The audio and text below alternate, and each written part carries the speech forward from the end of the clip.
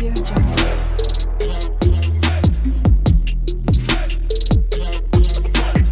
Audio Jungle. Hello বন্ধুরা, কেমন আছো তোমরা? আশা করি সবাই খুব ভালো আছো, সুস্থ আছো।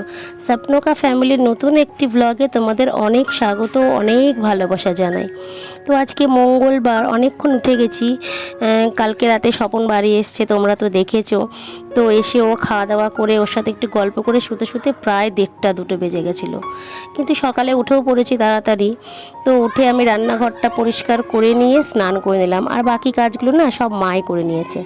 লক্ষ্মীও একটু লেট উঠেছে। আর বাবা এসছে বলে জানো, ছেলে মেয়ে কেউ, মানে মনাও স্কুল গেল না, ঈশানও স্কুল গেল না। তো দুটোর কেউ স্কুল গেল না। আমি বললাম থাক তাহলে ঘুমা। আমার পড়ানো ছিল, আমি সকালবেলা উঠে স্নান করে পড়িয়ে নিলাম। পড়িয়ে নিয়ে এসে লক্ষ্মী রান্না বান্না করেছিল সকালে, সেগুলো খাওয়া দাওয়া করে নিলাম। তো আমাদের খাওয়া দাওয়া হয়েই গেছে, এখন শুধু স্বপন খাবে, তো ওর জন্য একটা ডিম ভাজছি। ঈশানেরও খাওয়া হয়ে গেছে। তো এই আর কি। তো ডাল ডাল করা হয়েছে, পেঁপে সেদ্ধ, আলু সেদ্ধ আর একটু ডিম ভাজা দিয়ে খেয়ে নেবে সকালে। তো ও হচ্ছে গেছিলো বন্ধু বান্ধবের সাথে দেখা করতে, 7টা দিন দেখা হয়নি তো, এই কারণে। তা কি বলবো। তা ঠিক আছে, আমি ডিমটা ভেজে নিলাম, ভেজে নিয়ে ওকে খেতে দিয়ে দিলাম। তো দেখো এদিকে আমাদের সোনার কাণ্ড। সোনা ওর টাকার ব্যাগটা দিয়েছে ওর দুষ্টুকে টাকাটা গুনতে, দেখো সে কি কাণ্ড। ও জানো তো, ওকে কেউ আসলে, বেড়াতে আসলে ওকে টাকা দেয়, সেই টাকাটা না একটা ওই ব্যাগটার মধ্যে ও রেখে দেয়, মানে 1 টাকাও খরচা করে না। জানো কি করেছে, দীঘায় যাওয়ার সময় ওকে আমি 200 টাকা দিলাম যে সোনা ওখানে গিয়ে কিছু খাবে। ও পুরো ঘরে ঢুকে লকার থেকে ওর ব্যাগটা বার করে রেখে দিয়ে ও দীঘায় গেল। আমি বলছি তাহলে আমার টাকা আমাকে ফেরত দে, সে তাও তো দেবে না। ওই টাকাটা শুধু কী করবে জানো, নিজে তো গুনতে পারে না, কাউকে দেবে, মানে যে আসবে, মানে দুষ্টু 1 সপ্তাহ ছিল না, 1 সপ্তাহ পরে দুষ্টু এসছে, তো এই ব্যাগটা নিয়ে গিয়ে দুষ্টুকে দিচ্ছে, আমার টাকাটা গুনে দাও, এই আর কি। আর ঈশান যেই বলছে টাকা আমি অর্ধেকটা নেব, আর কান্নাকাটি। দেখো মার পিঠ, মানে এটাই ওদের সাথে সব সময় চলে আর কি। আর আমরা ঠেকাতে ঠেকাতে পাগল। আর আমাদের সোনা না জানো, একটুতেই খুব মানে কান্না করে, মানে সে চেঁচিয়ে চেঁচিয়ে কাঁদবে, এইটাই করে। বললেও শোনে না, বোঝালেও বোঝে না, এইরকম। তাও দুষ্টু দেখো কতক্ষণ ধরে টাকাটা, মানে দিয়েছেও কাকে সেটাই দেখো, টাকা গুনতে। সে মানে ঘন্টাখানে ধরে টাকা গুনেই যাচ্ছে। তো 1000 কত টাকা মতো জমেছে। মানে ও হচ্ছে কি জানো তো, এর আগে টাকা জমাতো আর বলতো আমি এসি কিনবো, মানে গরম পড়েছিল, যে শুধু ওই ব্যাগের মধ্যে টাকা রাখতো আর বলতো আমি এই টাকা দিয়ে এসি কিনবো। এবার ভাই যখন এসি কিনতে যায় তখন বলছে তাহলে তোর ব্যাগের টাকাটা দে। বলছে না, আমাদের ঘরে লাগাতে হবে, এটা তো ঠাম্মির ঘরের এসি, আমাদের ঘরে যখন লাগাবো তখন ওই টাকা দেবো। মানে এত চালাক, কি বলবো। ও 1 টাকা ওর ব্যাগ থেকে খরচা করবে না। জন্মদিনে কেউ বাড়িতে আসলে যদি ওকে টাকা দেয়, এই টাকাগুলো জমিয়ে রেখে দেয়। প্রসেসটা ভালো, সঞ্চয়, কিন্তু ঈশান সেটা করে না। ঈশান আমার কাছে দিয়ে দেয়, আমি হয়তো খরচ করে ফেলি, ঈশানেরও মনে থাকে না, পরে আবার বলবে ও মা আমার ওই টাকাটা কোথায় গেল, এই হয় আর কি। ঈশানের অতটা তোর জন্য যে টাকা জমাতে হবে কি রাখতে হবে, এই ব্যাপারটা ওর মধ্যে নেই। তো ঈশান আমাকে বলছে, আমি বলছি দেখেছিস বুনু কত সুন্দর টাকা জমাতে শিখেছে। আর ও আমাকে বললো তুমি তো আমাকে ব্যাগই দাও না, মানে ওই রকম একটা ব্যাগ ঈশানকে কিনে দিতে হবে, এটাই বলছে ও। তাহলে বাড়ি গিয়ে তোকে একটা ব্যাগই দেবো, দেখি তুই কত টাকা জমাতে পারিস। এই নিয়ে একটু হাসাহাসি হলো। দেখো সোনারও মোট ঠিক 1000 টাকাও জমিয়ে ফেলেছে, এই হচ্ছে সোনার আনন্দ। আর ও দুষ্টু ওকে বলছে সোনা আমি যখন আসবো তুমি টাকা আমাকেই গুনতে দেবে, আর কাউকে দেবে না, এটা বলছে আর হাসছে। আসলে ও দুষ্টুর সঙ্গে যখন মিল হয় তখন খুব মিল হয়, আর যখন ঝগড়া হয় তখন দুষ্টুর কথাও সহ্য করতে পারে না, দুষ্টুর গাড়িতেও উঠবে না। তো কালকে রাত দুষ্টু একটা সুন্দর গিফট এনে দিয়েছে, ওই জন্য এখন দুষ্টুর সাথে খুব মজা হচ্ছে, এরকম একটা ব্যাপার। তো এইসব হওয়ার পরে ওদেরকে আমি একটু পড়াতে বসলাম, পড়তে তো বসবেই না, তাও দুটোকে জোর করে বসালাম। আসলে লক্ষ্মী রান্না করছে, আমি বললাম তুমি তাহলে রান্নাটা করো, আমি এদেরকে একটু পড়াই। ভাই আজকে একটু মাটন এনেছে, মানে জামাইবাবু অনেক দিন পরে বাড়ি এসছে কিনা, ওখানে ঠিকঠাক খাওয়া দাওয়া হয়নি, এই আর কি। তো লক্ষ্মীকে বললাম মাটনটা তুমি রান্না করো, তারপর আমরা খাওয়া দাওয়া করে নিলাম। তো জানো খাওয়া দাওয়া করে অনেকটা টাইম ঘুমিয়েছি, আমার চোখ দেখে তোমরা সেটা বুঝতেই পারছো। তো আমি উঠে আটাটা মেখে রুটিটা বানাতে শুরু করলাম। দুপুরের মাংস রাখা আছে, শুধু রুটি করলেই হবে, আর ভাত যা আছে ছেলে মেয়ে আর স্বপনের হয়ে যাবে, আর আমরা সবাই রুটি খাবো। তো রাতে লক্ষ্মীর ভাইয়ের আসার কথা আছে, তার জন্য একটু বেশি করেই আটা মাখলাম, কিন্তু ওর ভাই আর আসেনি। তো যাই হোক, আমি আবার বাড়ি যাব আজকে, ওই জন্য একটু তাড়াহুড়ো করছি। বাড়ি যাব বলে বিকাল থেকে একটু ব্যাগটা মানে ঘুম থেকে উঠেই ব্যাগটাগ একটু গোছালাম, মানে অনেক কটা ব্যাগও হয়ে গেছে। 11:30 বাজে, বাড়ি চলে এসেছি। এই দেখো এতগুলো ব্যাগ ছিল, আর আমি মানে আমার ফোন ধরার হাতে জায়গা ছিল না, এই আর কি। তো বাড়ি চলে এসে দেখো মশারি টাঙানো হয়ে গেছে, রেডি। ওর বাবা গেল একটু পুজো দিতে পারি, কালকে ধরো আসার পর থেকে আর দেখা হয়নি, তো গেল সেই কারণে। এই দেখো হায়দ্রাবাদ থেকে স্বপনকে ওষুধ দিয়েছে, 3 রকম ওষুধ দিয়েছে। এই ওষুধটা হচ্ছে তোমার গ্যাসের, আর এই যে প্যাকেট যেটা দেখছো এইটা দিয়েছে কোলেস্টেরল, আর এই যে প্যাকেট যে ওষুধটা দেখলে ওটা দিয়েছে তোমার লিভারে যে ইনফেকশনটা হয়েছে তার জন্য। এই ওষুধগুলোকে এখন নিয়মিত খাওয়াতে হবে, এটাই। পড়ানো হয়ে গেছে, তো ছুটি দিয়ে ভাতটা বসিয়ে দিয়েছি। আসলে অনেক দিন রান্না বান্না নেই, ভাত আর ডাল বসিয়ে দিয়েছি, একটু আলু সেদ্ধ দিয়ে দিয়েছি। তো বাজারের দিকে গেল, দেখা যাক কী সবজি আনে। তো এখন আমি পুজোটা দিয়ে নেব, আর এখনও ঘরটার কিচ্ছু পরিষ্কার করা হয়নি, দেখো সব চিপিয়ে রয়েছে। আগে পুজোটা দিয়ে নিই, তারপরে আস্তে আস্তে করব। তো সাথে থাকো। ও আজকে ঈশানও স্কুলে গেছে, ওকে কোনো টিফিন করে দিইনি। আসলে মানে নোংরা চারিদিকটাই, বুঝতে পারছো, বাসন টাসন সব ধুয়ে নিতে হবে। তো সকালে ওকে একটা কেক এনে দিয়েছি, ও টিফিনে তাই নিয়ে গেছে। তাড়াতাড়ি আসলে আজকে একটু খাইয়ে দিতে হবে তাড়াতাড়ি, এই আর কি। তো তাহলে পুজোটা দিয়ে তোমরা সাথে থাকো। তো আমি পুজোটা দিয়ে নিলাম। ধরো পরপর 3 দিন বাড়ি আসা হয়নি, 3 দিন পুজোও দেওয়া হয়নি। 3 দিন পরে আজকে বুধবার, আজকে আমি পুজোটা দিলাম। আর এদিকে রান্নাও বসিয়ে দিয়েছি, একদিকে ভাত দিয়ে দিয়েছি, একদিকে ডাল সিদ্ধ বসিয়ে দিয়েছি, দিয়ে আমি পুজোটা দিলাম। আর এদিকে দেখো ভাতটা উপর দিয়ে দিয়েছি, ডালটা এখনও সেদ্ধ হচ্ছে। আর সবজি আছে বলতে একটু পটল আর লঙ্কা আর আদা আলু আছে। তো ওকে বললাম আজকে আর কিছু আনতে হবে না, এগুলো দিয়েই করে নিচ্ছি, কালকে বাজারে যাবো। তো গেছে বাজারে, জানি না কি করবে।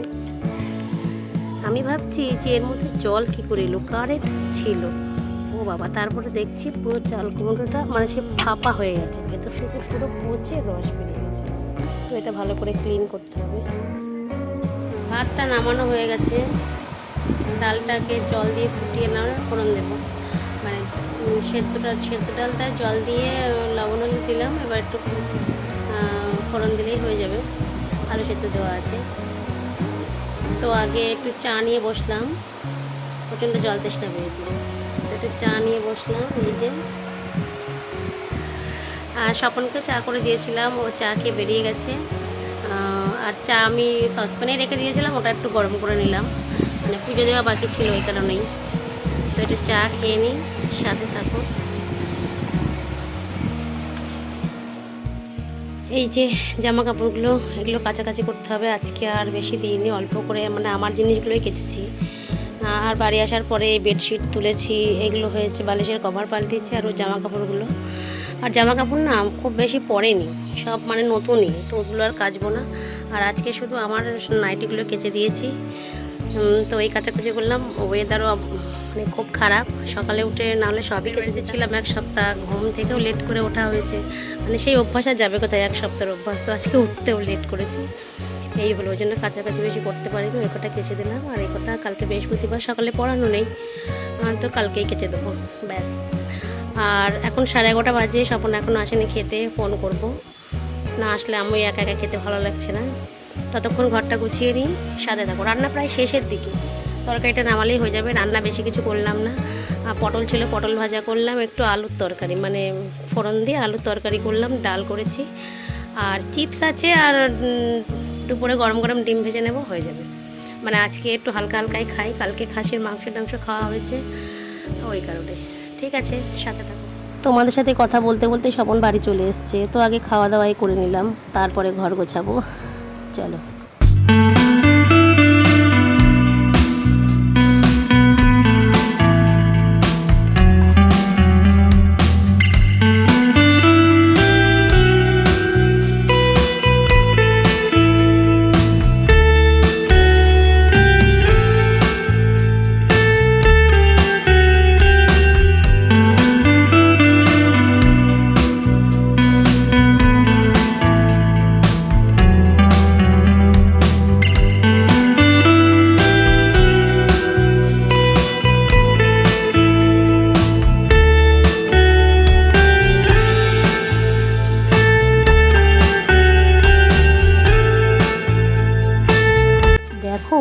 সপ্তাহের মধ্যে কিন্তু আমি 2-3 বার বাড়ি এসেছি, মানে 3-4বার তো এসেছি।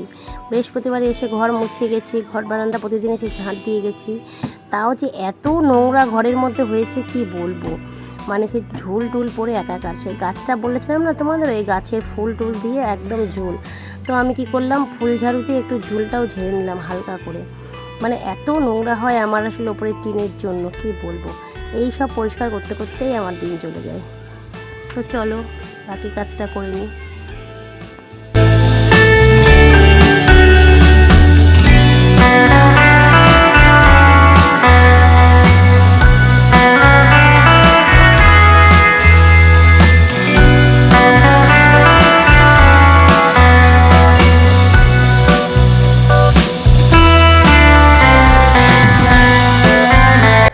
ফ্রিজে চাল কুমড়োটা পচে গিয়ে যে জল বেরিয়ে এত দুর্গন্ধ হয়ে গেছে, এখন ফ্রিজ খুলতে গেলেই সেই গন্ধটা নাকে আসছে। তোর বাবা বললো অনেকক্ষণ ফ্রিজ খুলে রেখে ভালো করে মোছো। ভেতরটা তো ভালো করে পরিষ্কার করলাম, আর এই ড্রয়ারটা ভালো করে ধুয়ে পরিষ্কার করে শুকিয়ে নিলাম। তো কী করা যাবে। তো চাল কুমড়োটা আমার শাশুড়ি মা পাঠিয়েছিলেন, তো সেই দিনই ওই বাড়ি যাবো, ওই জন্য ফ্রিজে ঢুকিয়ে দিয়ে চলে গেলাম, এই আর কি।